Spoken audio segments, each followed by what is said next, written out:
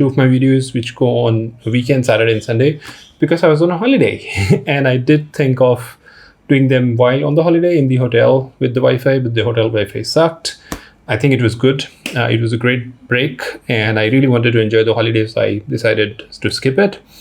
Also, I did have the option of uploading it before my holiday, but both these industries, crypto and tech, are so vibrant and so fast moving that I didn't want to miss out on any piece of news. It could be happening while I was away. So yeah, considering both those reasons, I have skipped last week, and I'm continuing with the number scheme still. So this is weekly crypto news 19. As always, there's a lot happening. So let's get started. Binance is reportedly under CFTC investigation for insider trading. Now, Binance has always had these issues with regulatory, problems or other problems. Binance, I'm not a big fan of it because of the fact that it is registered in Cayman Islands, which is a place for dodgy companies. I mean, if you register your company in Cayman Islands, it gives you a vibe of there's something dodgy, something fishy with the company. Isn't the best first impression. So I was always wary of Binance, even though they own 100% Wazirex. So India's one of the biggest exchanges, Wazirex, which has been a little quiet, or I don't know, because CoinDCX has been getting all the attention. I do hear a lot of ads about CoinSwitch, Kuber and other ones, but Binance has, Wazirex has been a little quiet of late. So I don't know, because so Binance has had its issues over the years going on. Now it's again under investigation for insider trading. The link is of course in the description, so you can read more. There's a tweet from Bloomberg Crypto which says US authorities are examining possible insider trading and market manipulation at cryptocurrency exchange Binance. So there's a Bloomberg article as well, which is linked in this one, which I have. So I have it from CoinGape, the article, and there's a Bloomberg article about the same. So you can read here. You have both the thing. Even though they say that they have zero tolerance policy for insider trading, I'm sure there's something going on, something dodgy going on. Otherwise, they wouldn't be constantly under investigation by different agencies, and at least in the US. So that's just the nature of the industry. I mean, there's always some investigation going on. There's always some regulatory issues. Also, there's another big crypto exchange in the US called Celsius, which is under investigation in 3 different states in the US for violating securities laws. So this whole investigation of crypto exchanges is a normal thing. But it's everyone. A lot of bigger crypto exchanges are under investigation. Okay, next news. El Salvador. Even though they became the first country in the world to adopt Bitcoin as a legal tender, things have not gone very smoothly for them. I mean, there's a lot of issues, and the government now faces investigation into Bitcoin's trust expenditure. So again, there's a lot of news in the description. I mean, detailed news in the description, but the whole problems that they've faced are very well covered. That, even though they became the first country to implement Bitcoin as legal tender, the government has launched a digital wallet as well, Chivo, which is directly connected to Bitcoin ATMs installed all over the nation to facilitate physical money withdrawal from users' digital Bitcoin holdings. But El Salvador people, which if that's correct, that's the word, Salvadorans united against the Bitcoin legal tender. So a lot of people were unhappy with the government decision to make Bitcoin legal tender, and their expression has become violent since the implementation. There were protests on the streets and signs, "No to dictatorship," and we were defrauded by Bitcoin. So all of that. So it hasn't been a smooth sailing. And there is a poll by the Central American University, UCA, which is based in El Salvador, which revealed that in a recent survey, most Salvadorans, that's the word that I never knew, Salvadorans, are against Bitcoin as legal tender adoption in the nation.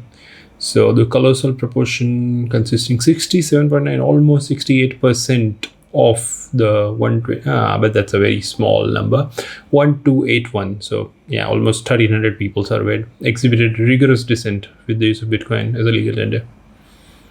Yeah. So yeah, it hasn't been a smooth sailing. There are protests. There are, now at least, the government is facing investigation as well. So let's see how it goes. I mean, other Latin American nations were also very keen to adapt Bitcoin and all the cryptocurrencies, but the way this has been going, I think, it will take some time before things. And I think this El Salvador as a nation would be the learning point, or would be how things go for others. They would learn from this experience of El Salvador. So I think it will be helpful for other nations, because they can avoid the mistakes that El Salvador did, and just do the more better implementation of adopting Bitcoin as a legal tender later on. So yeah. Also, third bigger news. Maybe I'm again slacking. It's been a gap of 2 weeks, so you are more than welcome to suggest me something in the comments or via my social media channels if I've missed a bigger news that should have been covered today. I think next week onwards I'll be back in the groove. Okay. And as always, if you have not subscribed to the channel, please consider doing that. I would be more than happy. It would be amazing. I would keep doing this. It would give me more impetus, more encouragement. So yeah. But yeah, third biggest news. Kyrgyzstan authorities revealed that over 500 illegal crypto mining farms are operational there. So again, when you think of crypto industry, this is one of those things which has been always there. China had illegal crypto mining farms. I'm sure India has some. I don't know how they were never discovered. But 500 illegal crypto mining farms in just one nation, Kyrgyzstan, which is a very small nation. So Kyrgyzstan State Committee for National Security revealed that they have caught and shut down over 500. I mean, this is all shut down, so I'm sure there are more. And this was utilizing up to 3,000 kilowatts of electricity per hour. That is a lot of electricity. So yes, they will have the regulatory framework for crypto to avoid such scenarios. But yeah, it use a lot of electricity, of course. And yeah, so that is, of course, the nature of the industry. When it requires a lot of electricity, people will do stuff like this for earning money. Yeah. Back to India news. There is a cryptocurrency hyper fund which is under government scanner, and this one has been under scanner for most governments in the US, UK. So now India has woken up, as always, late after those countries have had this flagged for whatever reason. So India was like, okay, yeah, we should do it as well. So yes. This particular cryptocurrency hyperfund, it's a DeFi, of course, and it has two websites, hyperfund. So what are the websites? Just give me a moment. Yes, so hyperfund, thehyperfund.com and thehyperfund.online. These are the websites used by these companies as per FCA, which is Financial Conduct Authority in the UK. The UK and the US Financial Conduct Authorities, or US institutions which are responsible for protecting consumer interest and investor interest, have flagged this particular company. So now India has woken up. It is operating as an MLM, multi-level marketing scheme in India, and I hope people who have invested in this get cautious, or are following this news, or find some help via my video, and make sure that they get out of it, or stay cautious, or I don't know, take preventive measures. That's what I can say. Okay, India, second big news from India, is getting more interest from crypto exchanges, and there's a US-based crypto exchange called Cross Tower, which has entered India. And it is offering rupees 500 in Bitcoin to early users. I think it was for the first 1,000 users or something, and that has, it's old news, so possibly that has gone, but you can still try if you register on Cross Tower. Yeah, it might still, you might still get that 500 rupees in your crypto wallet. So that's the other second biggest news in India.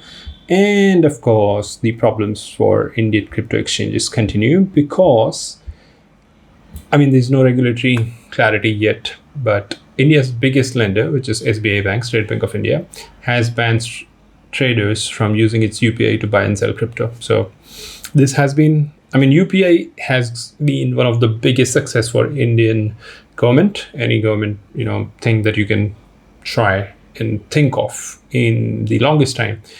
Nothing has been as successful as UPI. I mean, no government measure that government has introduced in any sector in India has been so successful as UPI.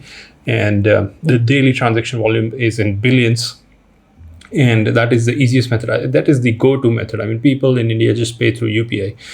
Google Pay, Phone Pay, so many apps are built on that platform. So it is the easiest method to, do any transaction. And SBI is one of the India's biggest bank, and they have banned crypto transactions. So yeah, this continues. I really hope I can stop covering such news one day in my channel, but until that happens, yeah, I'll be doing this. Thank you very much. I am a little tired still after the holiday, but then yeah, it is just for people like you and the views that I get, and the whole encouragement that I get from random people on the internet, strangers on the internet, that keeps me motivated to keep doing this. So keep coming back tomorrow, which is every Sunday, for the Tech News Weekly, and I'll see you in the next one. Thank you, take care, and ciao.